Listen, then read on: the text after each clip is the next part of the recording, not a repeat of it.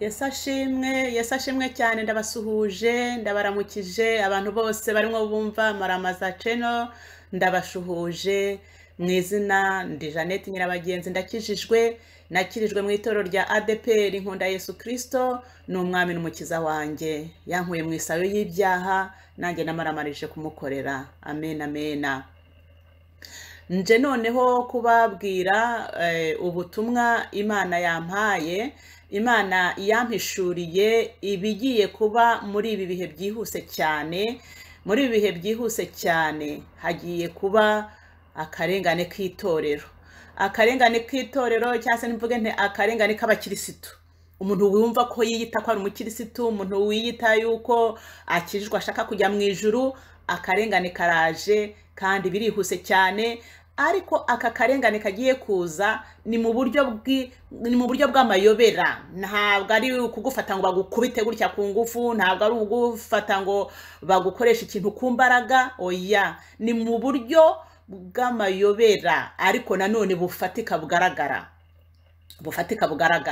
Reka nsome rino jambo ryo muri Matayo ibice 10 umurongo wa 34 kugera kuri 39 kuko niho hari budufashe gusobanukirwa ibyo iyerekwa Imana yampaye. Matayo ibice 10 umurongo wa 34 kugera kuri 39 niho hari budufashe gusobanukirwa, ariko ndaza no gusoma no muri Matayo 16 umurongo wa 21 kugera kuri 23. Imana itufashe bene data dusome umurongo wa 34.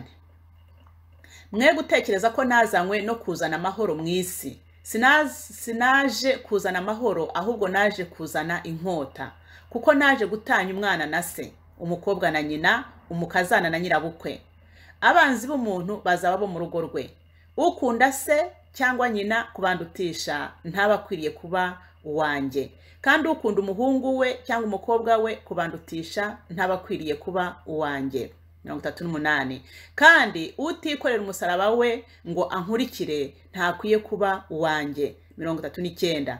Urengera ubugingo bwe azabubura, ariko utita ku bugingo bwe ku bwanjye azabubona. Imana ibaha umugisha mwumvise ijambo ry'Imana. Dusenge. Mana yacu, Imana ikomeye, Imana remye isi n'ijuru, Imana ya Isaka na Aburahamu na Yakobo, Imana nyamana.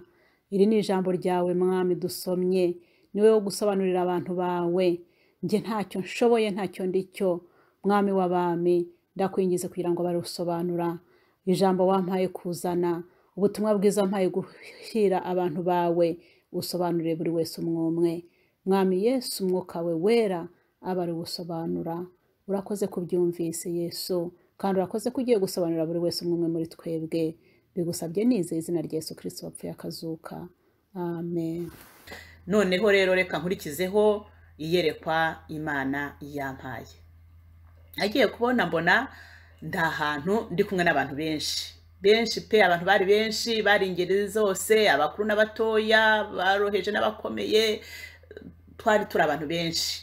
Hari ku manywa turi abantu benshi, turi ahantu duteraniye, nkaho habaye si igiterane, nkaho habaye si ibintu bituma abantu baterana, ariko twari turi abantu benshi. Ahantu rero abantu bateraniye namwe ko mubisobanukiwe hakunze kuba hari ibintu byangombwa, harimo za toilette ni ikintu kidakwiye kubura ahantu abantu bateraniye. Ubwo rero nazo zari zihari, narazibonye, zuba kibona ari amazu meza asize irange ndabiruzi rwose, amarange ndayaruzi y'umuhondo yarasize kuri izo za toilette. Nuko igihe cyarageze rero nshaka kujya kuri toilette cyangwa wese cyangwa se ubwiherero gutyo uko wabyita.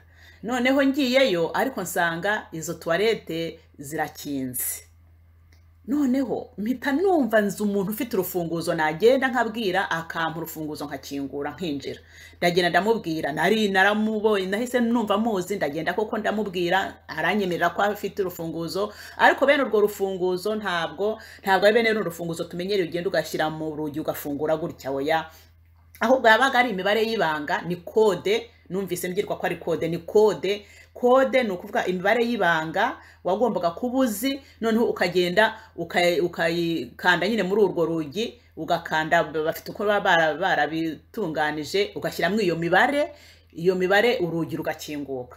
Hari za ofisi mu biro hirya no hino usanga harimo inzugi ziba zifunze muri ubwo buryo. Abantu ndumva mushobora kuba muri kubisobanukirwa. Hari inzugi ziba zifunze gutyo ku buryo nta rufunguzo ugenda utwaye mu ntoki ngo ushyiremo ukingure, oya, uragenda ukinjizamo iyo mibare wowe ubuzi muba mwaremeranijweho, noneho wakinjizamo iyo mibare urugi rugakinguka. Niko nizo nzugi rero za toilette zose zabaga zikinze. Uwo muntu rero icyantangaje cyane nuko twari tuziranye, ari umuntu usanzwe tuziranye, twabanye, ariko naramwatse kode ngo ampe ngende ayimbwira, aranyangira, arayinyima, arambwira ngo hoya ntayo nkuha, ahubwo buri wese agomba kugira iye kode, ahubwo icyo nakumarira nuko nakwereka abatanga kode nawe ukagenda bakayiguha.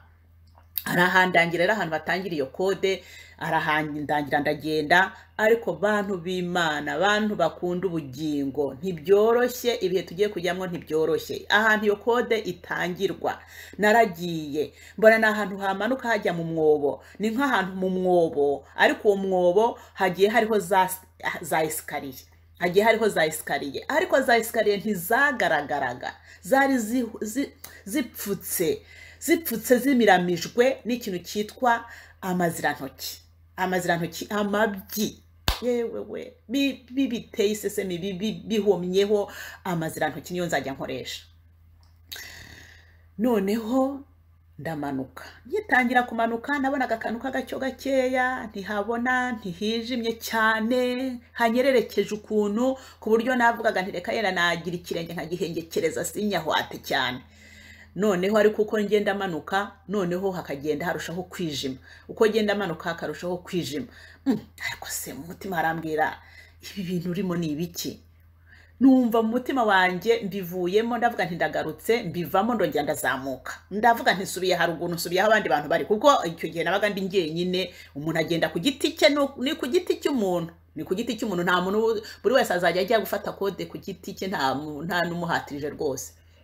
Ubwo rero none bafata icyemezo cyo kongera kuzamuka ngo subire hahandi abandi bantu bari.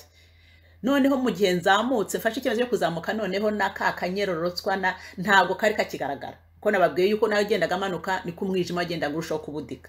Rero nzamukaho na hahandi natangiriye mvuga ngo hari akantu kagacyo na gakeya, nta gacyo hari habuditse, umwanda ari mwinshi cyane. Noneho no kuvuga ngo nanyenyetse ikirenge ntibishoboka, ahubwo narayahwataga, naza nyahwata. Mana turengere, Mana turengere. Ariko Imana iramfasha, ndazamuka, mbona ngeze haruguru, mbona nahavuye hahandi narindi ngeze haruguru. Maze kugera haruguru mba ndongeye noneho mbaye muzima, mpita mbibona yuko ari inzozi, mpita mbibona ko ndi muzima, ntabwo ari hahandi narindi, noneho ndi mwisi, ndi muzima, ndi hamwe n'abandi bantu, nta kibazo. Imana itugirire neza. Rero twasomye ijambo ry'Imana ritubwira ngo mwe gutekereza ko nazanywe no kuzana amahoro. Uyu ni Yesu wari urimo bibwira abigishwa be, uyu ni Yesu wari arimo ababwira ati ntabwo nazanywe n'amahoro mu isi, ngo umwanzi azaba mu rugo rw'umuntu. Uyu muntu rero nagiye kwaka kode yarayinyimye, kandi ntabwo yagomba kuyinyima kubera ko twari tuziranye, ntacyo twapfaga, twari tuziranye, twari twarabanye, ari umuntu wakwiye kuba yarayimpaye. Ariko umwanzi azaba mu rugo rw'umuntu. Nta muntu uzagira icyo amarira undi, umwana, umugore, umugabo, mwene wanyu, inshuti yawe ikomeye, nta kizakumarira muri iki gihe gikomeye. Muri iki gihe gikomeye iyi kode yarayinyimye, muri iki gihe gikomeye gutya nta kintu umuntu azashobora kumarira uwundi, ni umuntu ku giti cye. Ahubwo none uko bizagenda, aba bene wacu, aba bantu bo mu miryango yacu nibo bazatubera abanzi. Umwanzi wawe ni uwuhe se? Umwanzi ni umuntu ukubwira kujya mu bibi, umwanzi ni umuntu ukubwira gukora ibyaha, umwanzi ni umuntu ukubwira gukora nabi. Niyo yaba ari umwana wawe, niyo yaba ari umugore wawe, niyo yaba ari mwene wanyu, niyo yaba ari inshuti yawe ikomeye, ariko akakubuza gukurikira Imana, akakubuza gukiranuka, uwo babaye umwanzi wawe, ababaye umwanzi wawe. None se ntago mwibuka rino jambo navuze ko turi buze gusoma, reka wenda duhite turisoma, riri muri Matayo 16 umurongo wa 21 kuri 23. Ubwo Yesu ari kuvugisha n'ubundi abigishwa be, ababwira ukuntu azababazwa akarenganwa. Muzi ukuntu Petero yamubwiye, reka dusome Matayo ibice 16 umurongo wa 21 kugera kuri 23. duhere kuri 21 haravuga ngo Yesu ahera ko yigisha abigishwa be ko akwiriye kujya i Yerusalemu akababazwa uburyo bwinshi n'abakuru n'abatambyi bakuru n'abanditsi, akicwa akazazurwa ku munsi wa gatatu. Petero, uwo ni mu murongo wa 22, Petero aramwihererana atangira kumuhana ati, biragatsindwa mwami, ibyo ntibizakubeho na gato, ibyo ntibizakubeho na hato.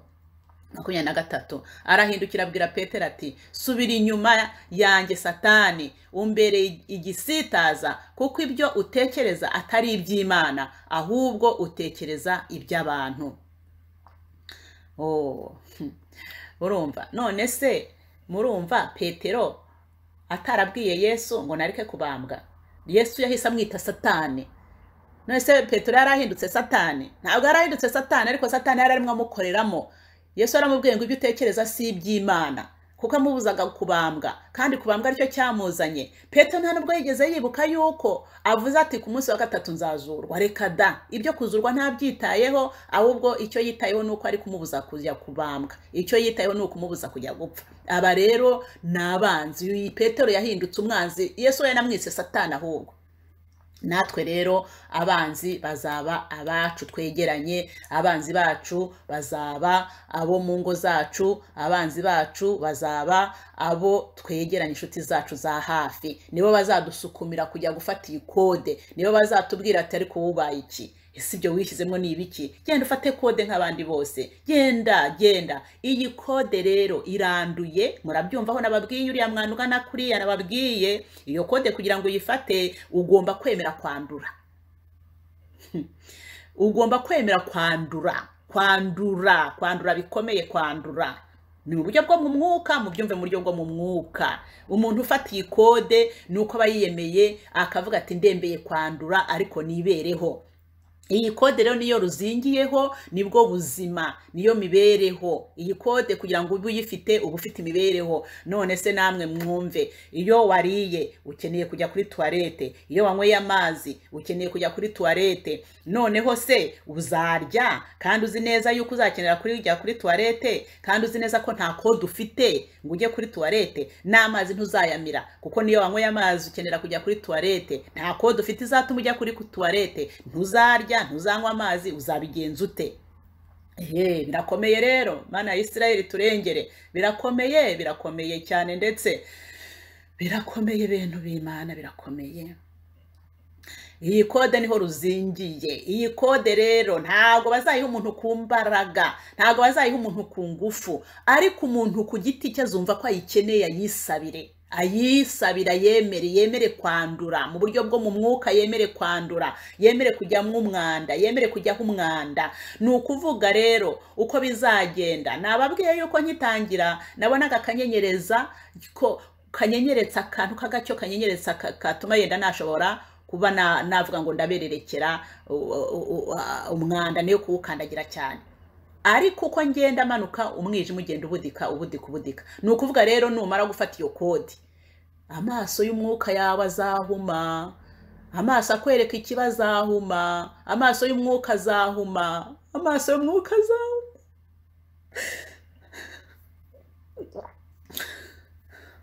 None turengera. Amaso y'umwuka azahuma, amaso yo kutwereka ikiza n'ikibi azahuma. Ntabwo tuzaba tugishobora kumenya kuvangura icyaha n'ikitari icyaha, kuko amaso azaba yahumye. Ntabwo tuzashobora kubivangura. Iyi kode uzaba yifite ntabwo azashobora kuvangura ikibi n'icyiza, amaso yo mu mwuka azaba yarahumye. Iyi kode nishaka kuduhumisha amaso, nishaka gutuma tutamenya icyaha, nishaka gutuma tudasobanukirwa icyiza n'ikibi. Ariko ijambo ry'Imana ryatubwiye, urengera ubugingo bwe azabubura, ariko utita ku bugingo bwe ku bwanjye, wo ni Yesu urimo uvuga, azabubona. Abantu bazagurana rero, abantu bagiye kugurana ubugingo bwabo ibiryo. Niyo mpamvu navuze ngo dutegewe kunda bene data, ibiryo, igifu, inda. Niba ufite iyi kode, abantu bazaba bafite iyi kode mwumvise aho ituruka, iyi kode mwumvise aho itangirwa, iyi kode mwumvise abarimo bayitanga. Ntabwo abarimo bayitanga mwabumvise, abayitanga mwabumvise. imbaraga z'umwijima. Imbaraga z'umwijima, abategeka isi y'umwijima nibo barimo batanga iyi kode. Iyi kode rero abantu bazaba bayifite, ntabwo ari kode y'ibyiza, ntabwo ari ibyiza, nta cyiza kiyiri mu ikode, ariko bazaba bayifite, bazabasha kurya, bazabasha kunywa, bazabasha kwidagadura, kubera yuko imibereho izaba iboroheye cyane rwose. Ariko abantu bazaba badafite iyi kode bazaba bafite akaga gakomeye, bazaba bafite ingorane zikomeye. Tubishyize no mu buryo bw'umubiri, none se akagaho katari ni hehe? Uzabasha gutinyuka kurya uzi ko utazajya kuri toilette, nurya ubwo uzawe wiyemeje kuzaturika, cyangwa se uzakora amarorerwa, nabyo bizagukoraho.